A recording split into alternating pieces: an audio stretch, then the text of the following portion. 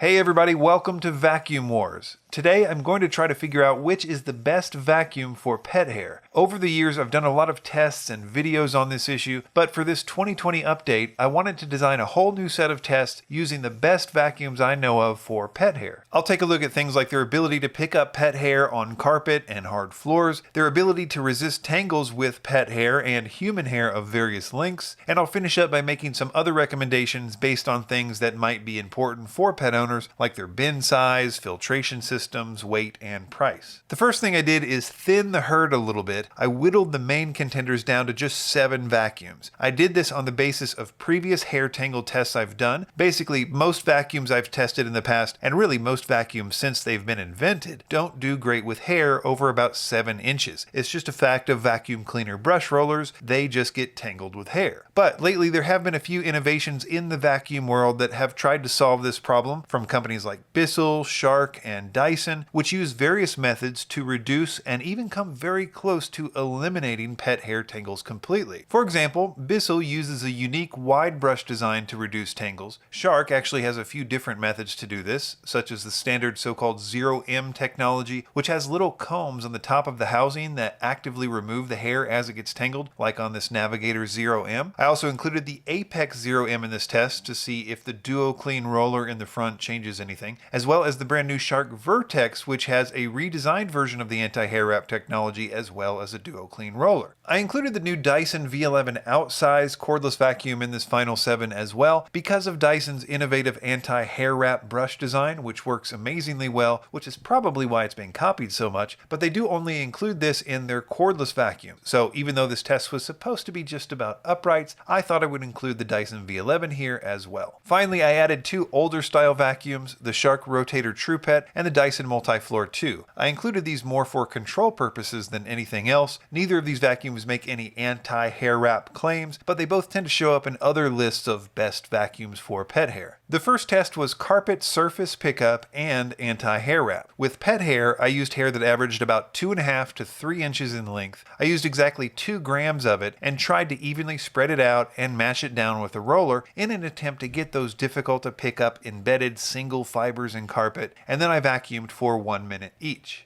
With the 3-inch pet hair, they all passed, mostly because the hair was too short to be caught in any of these rollers. The rotator, though, did get some caught in its bristles, but not a lot. And in terms of clean pickup on carpet, remembering that these are all the best of the best, it wasn't surprising that they all seemed to have enough power and enough agitation to pick up even those embedded single fibers on carpet in one back and forth pass. The only negative note here was the Bissell Pet Hair Eraser Turbo, which has a significant blind spot due to the placement of the belt, which made more passes necessary. The next round was a little bit harder. 1 gram of 7-inch human hair this time, also evenly spread out and rolled into the carpet. Here I started to see a little bit of tangling with the Dyson Multifloor and the Shark Rotator, but less than say 5% or so, which is within the margin of error and not really worth disqualifying either of them yet, so on to the next round. In the next round, I doubled the length to 1 gram of 14-inch hair, and indeed the older style vacuums with the standard brushes bit the dust.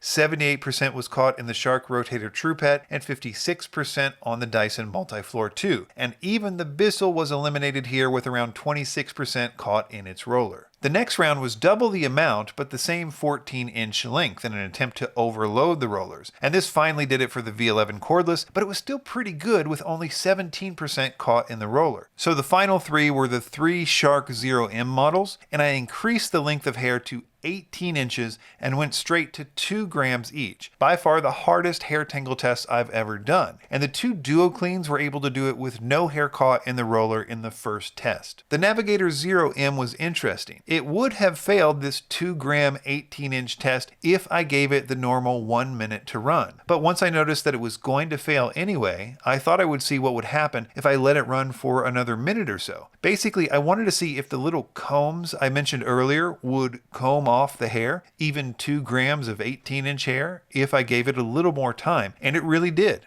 And it was kind of fun to watch too. Moving on to the hard floor pickup tests, and generally I was fairly impressed because, as you can see, this is a ridiculous amount of hair, and I was sure that some of these vacuums would not be able to pick it up. Not just the larger clumps either, but the fine strands laying on the floor. But again, all 7 of these are powerful, well-designed vacuums, and they all did better than the average cheapo vacuum at this test. Some were better than others though. The Dyson Multifloor and the Shark did good, but not great. The only real negative here was the Bissell, whose exhaust was kind of pointed at the floor and blew the hair around, which sort of defeated the purpose. But the real winners here are the Shark Apex and the Vertex, that is the Sharks with Duo Clean. That's the soft front roller, which is really in its element with hard floor pickup. Just to show you how crazy this is, check out the Shark Vertex with Duo Clean versus the Shark Navigator with a standard head. So, the Apex and the Vertex won this round despite all of them being honestly better than I expected. Filtration is a major concern for pet owners because of pet dander. If you have a cheap vacuum, you're basically just stirring up pet dander. You need a vacuum with a good seal and a HEPA filter to keep that from happening. And because all 7 of these vacuums are premium vacuums, they all have pretty good HEPA filtration systems, so there's no real difference there. I found that most of the bins were easy to empty without too much digging of the hair out manually, though the Shark vacuums typically required opening 2 different sides of the bin to get all the hair out. Ironically, the cordless Dyson V11 outsize had the biggest bin capacity. I'm going to combine things like weight and maneuverability into one category just called ease of use.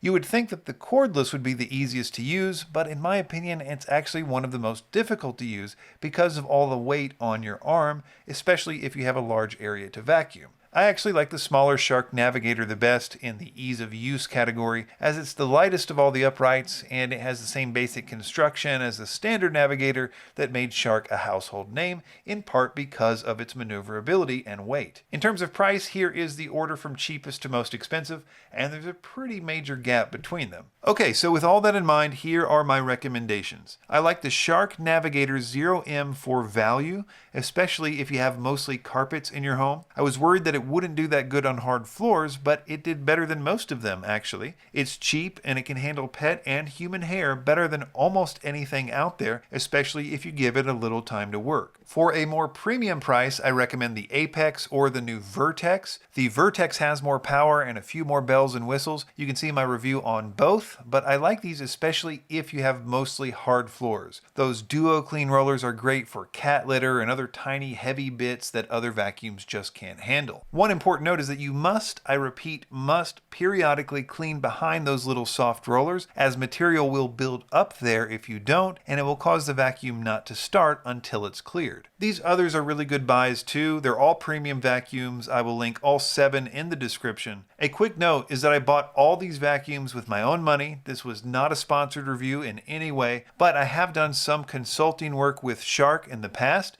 It didn't affect this test in any way, but I feel it is worth mentioning.